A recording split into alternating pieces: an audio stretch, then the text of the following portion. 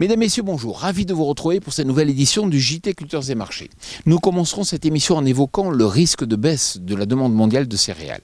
Nous irons ensuite en Australie où des pluies excessives pourraient compromettre les récoltes avant d'évoquer les cours du colza qui se maintiennent au-dessus des 600 € par tonne sur Euronext. Enfin, nous ferons un focus sur les exportations ukrainiennes de maïs.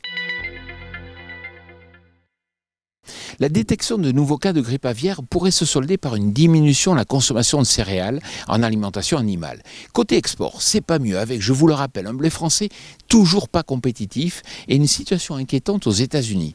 En effet, les exports américains de maïs et de blé ne décollent pas comme prévu et la perspective d'une diminution de la production d'éthanol se précise.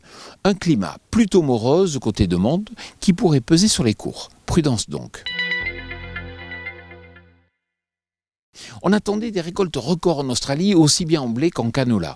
Mais voilà, les fortes pluies de ces dernières semaines dans l'est du pays inquiètent sur les potentiels rendements, mais aussi sur la qualité des grains, in fine.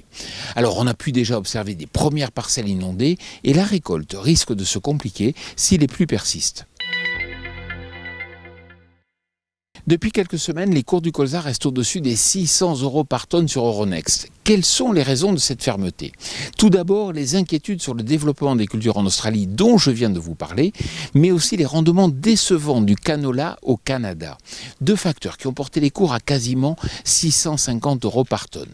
Attention cependant, le potentiel de hausse est limité car la récolte européenne de colza a été conséquente. 15,5 millions de tonnes, c'est l'estimation selon l'USDA des exportations de maïs ukrainien pour la campagne 2022-2023, prévision qui a été revue à la hausse de 2,5 millions de tonnes. Paradoxalement, cette progression témoigne d'une bonne dynamique à l'export des ports ukrainiens, malgré le conflit. Mais attention, le devenir du couloir d'exportation doit être renégocié fin novembre. Voilà, le JT Culture et Marché, c'est terminé. Je vous souhaite bien sûr une excellente semaine.